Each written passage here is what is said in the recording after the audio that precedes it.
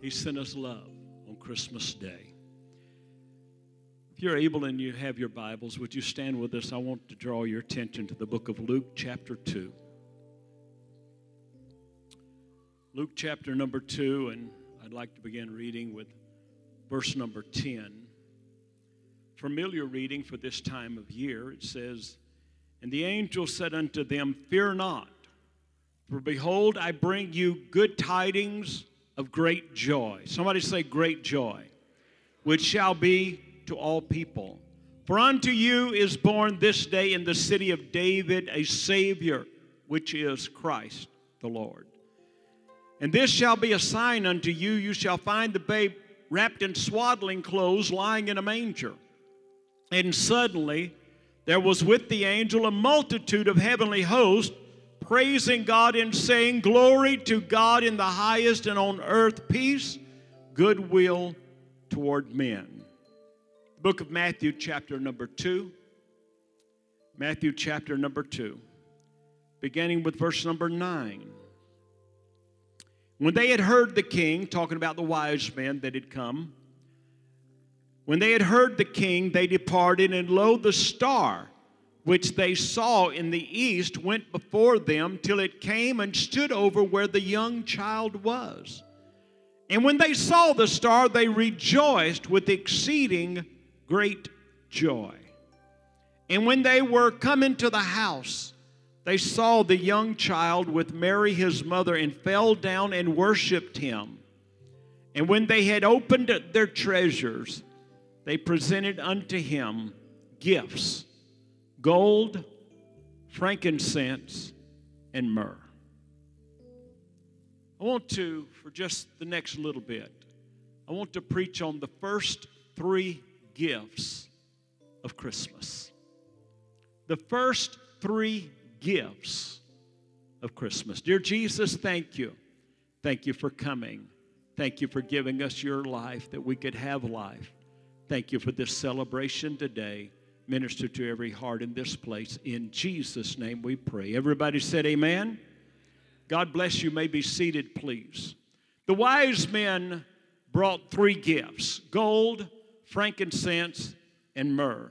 Now, each one of those gifts holds a significant meaning and reflected upon a unique aspect, if you will, of the identity and the mission of Jesus.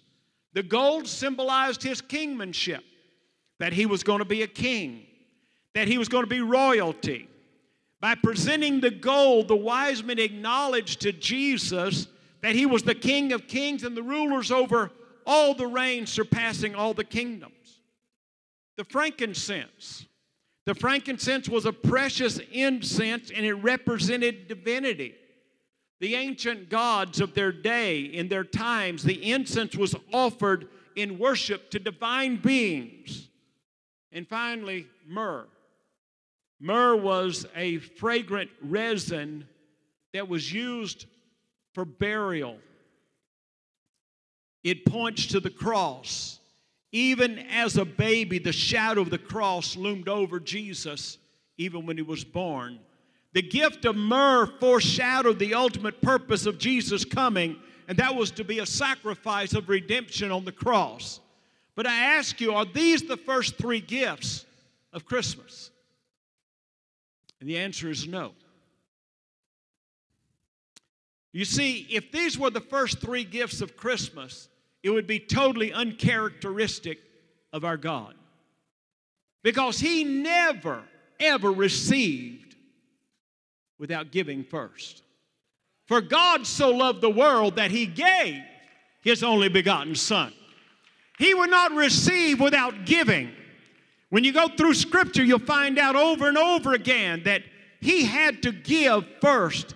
Psalms 50 and 15, one of my favorite verses in all of the Bible, Psalms 50, verse 15, said, call on me in your day of trouble. How many of us ever had to call on God in trouble? You ever got yourself in a mess and you think, oh, God, I need you now. If I've ever needed you, it's right now, God. I've messed it up and I need you.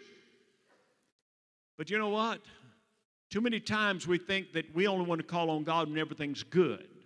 We don't want to be embarrassed. We don't want to have to back up and say, God, I'm sorry, but Could you help me out? He gives us instruction, call on me in your day of trouble. Why did he do that? Because he knew we were going to have a lot of days of trouble.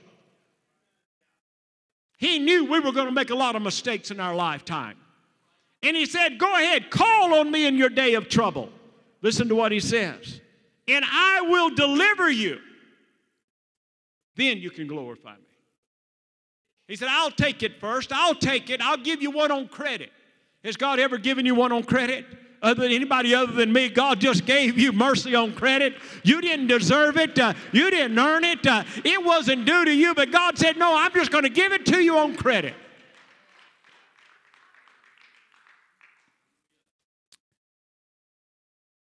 Peter, when he was coming back from a night of frustrated fishing, Brother Albert, you know what he's talking about. He caught nothing all night long. He was broke, busted, and disgusted. And Jesus came down to the shore there and said, hey, excuse me, could I borrow your boat for a little bit? I need a platform to preach from. And Peter said, sure, it's not doing any good catching fish. Might as well get on. So he got on the boat, and from the boat he preached to the multitude. But you see, we're talking about our God now. He never takes nothing without giving. And so he said to Peter, launch back out and cast out your nets. He said, you don't understand. We fished all night. There's no fish out there. Nevertheless, at thy word. And he cast out a net and nearly sunk the boat. What happened? He obeyed, because Jesus never took anything for free. So when we talk about giving gifts, when you understand that giving gifts, we have to understand what were the first three gifts of Christmas. I read to you from the book of Luke chapter number 2, and verse number 10 said that the angel said unto them, fear not, for behold, I bring you good tidings of great joy, which shall be to all people. The first gift of Christmas was great joy. Aren't you glad you've got Jesus and know what joy is all about? Oh yeah, I'm going to tell you, when you get Jesus, you're going to find out what real joy is all about. It's not a make-believe something. You don't have to get high to get happy. When you get Jesus, you're going to find out what joy is all about. The whole world is looking for something to make them happy. The whole world is looking for anything to make them happy. There are people that stayed out all night. They're commode-hugging drunk today because they were looking for joy. And all they found was a hangover this morning. They didn't find joy. They may have found a one-night stand, but they didn't find joy. When you find Jesus, you'll find what joy is all about. You'll find what everlasting joy is all about. Peace and joy.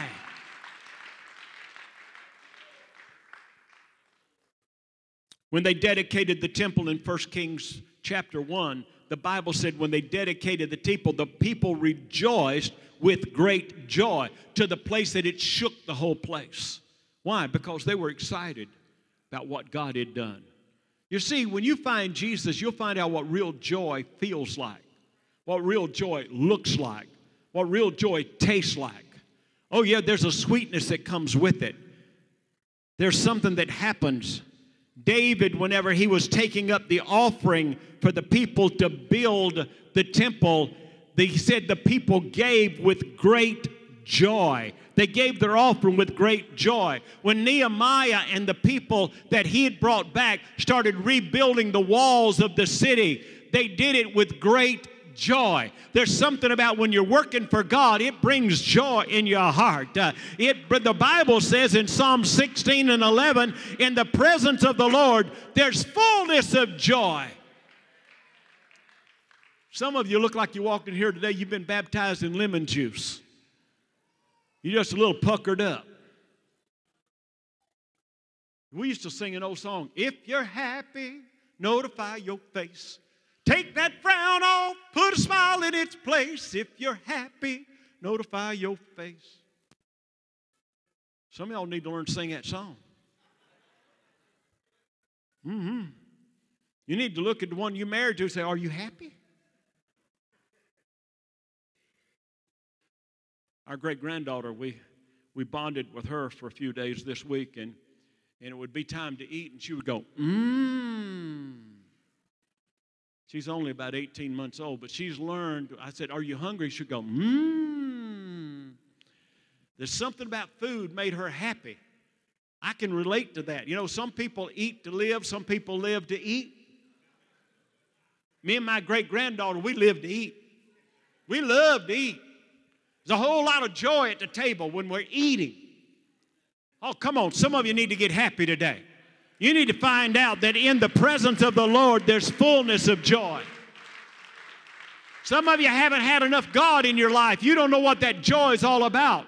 When the Ark of the Covenant was taken away, David mourned over that Ark being gone and the presence of God being gone, so that when he got the Ark, he couldn't just be happy they had the Ark. The Bible said he danced before the Ark. He danced before the Ark with all of his might. Why? Because he was happy. He was bringing the presence of the Lord home with him again. Some of you need to get happy on this Christmas Eve that you're bringing the presence of the Lord home with you again.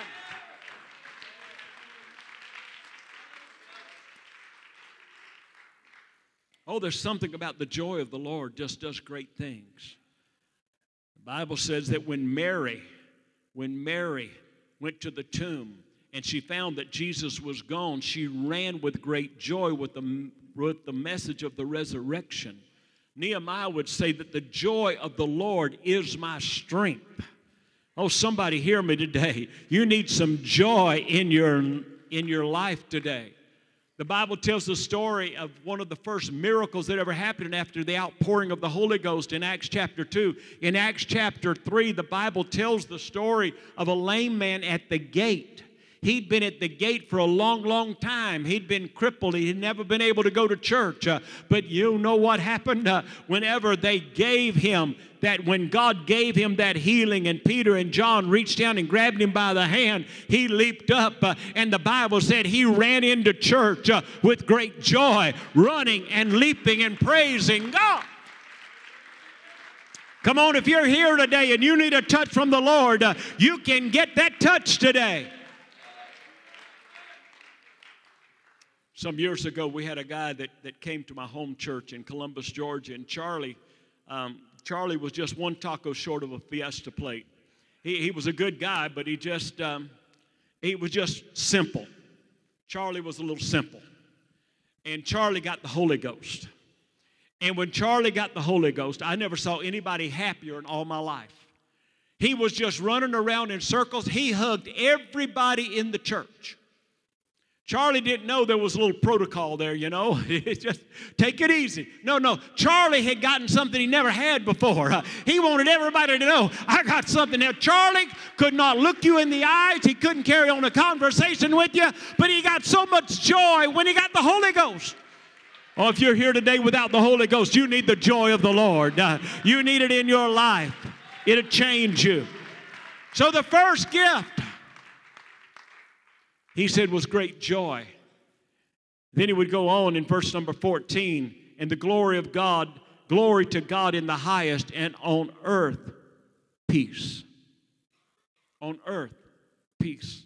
The second gift today is peace. Our world is desperate for peace today. You hear me? There's a whole lot of hatred going on in our world today. There are people that are feeding that hatred, trying to stir it up among people to make everybody hate everybody. I grew up in the racial days. I grew up in those days. I grew up in the South in those days. But there was not the problems that you hear about. When they integrated schools in Columbus, Georgia, there wasn't the problems and the riots and all the other things. We just went to a different school across town. We worked together. We understood what we were doing. Now, I know they make a lot of things out, and the history books don't tell the whole story the way that things really are a lot of times. But there's always somebody trying to stir up hatred. The world is desperate for peace today. But let me tell you something. In the last days, the Bible said, in those last days, they're going to cry peace and safety, but sudden destruction's coming. The world is going to be so desperate for peace, they'll take an antichrist and say, we'll make him our leader. We'll make anybody our leader as long as they can bring peace. Honey, the only peace you're ever going to know is when you know who Jesus is, the Prince of Peace. He's the only one that's going to be able to straighten this whole mess out down here. It's only going to get worse till Jesus comes. The psalmist would write in Psalms 119, verse 165, great peace have they which love thy law, and nothing shall offend them. Nothing's going to offend them. I'm here to tell you, you can't offend me. Oh, now, Pastor Blizzard, I don't know about that. I can tell you right now. I made up my mind a long time ago, I'm not going to be offended. I'm not going to be offended. I get my feelings hurt sometimes, but I'm not going to be offended. I've had people tell me, I believe it. See, I realized a long time ago that there's always going to be people that wonder if somebody's talking about them. So I made up my mind a long time ago that everybody in the world loves me. Now don't worry about who's mad at me. I believe everybody. Now, I've had a few people try to convince me they didn't, but they were lying. They just didn't know me. Some of y'all think everybody's mad at you and everybody hates you. You got such a complex, you need to get over yourself. There's something about just having peace. Peace like a river. Isaiah would write in 26:3, thou shalt keep them in perfect peace, he whose mind is stayed on thee. Get your mind on Jesus. Get your mind on Jesus. Keep your mind on Jesus. Don't worry about what all's going on around you. You can't change it anyway. You can't fix it. Jesus can fix it. Jesus is bigger than your problem. Jesus is bigger than your failure. Jesus is bigger than your situation. Peace, peace, wonderful peace, coming down from the Father above. Well, let me tell you something. You can be going through the worst nightmare of your life and start singing a song like that, and the peace of God that passes all understanding will step into your situation, and God will do in you what nobody else can do for you. John would write 14:27 of John. He said, peace I leave you, my peace I give you. Not as the world giveth. Let not your heart be troubled, neither let it be afraid. Don't let your heart be troubled or afraid.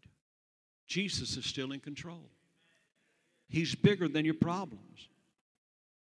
Paul would write in Philippians 4:4, rejoice in the Lord always. Again, I say rejoice. Let your moderation be known unto all men. The Lord is at hand. Be careful. Don't worry about anything. Be careful for nothing. But in everything, by prayer and supplication with thanksgiving, let your request be made known unto God. And the peace of God, which passeth all understanding, shall keep your hearts and minds through Jesus Christ. We read that scripture. Sometimes we don't understand it. January the 23rd of this year, my wife and I lived that scripture with the passing of our only child. And when she left our arms to go to be in the arms of Jesus, we couldn't understand some things. But we learned to trust Jesus in a measure that we'd never trusted him before. You see, God brought a peace, and God has kept that peace with us every single day. People ask all the time, how are y'all doing? How are you making it? Or how's Sister Blizzard doing? You don't understand. God gave us a peace. God gave us a peace that passes all understanding. It doesn't make sense to anybody else. But there's a peace that passes all understanding. And when you get it in your heart, your life, your mind, you can't buy that kind of peace.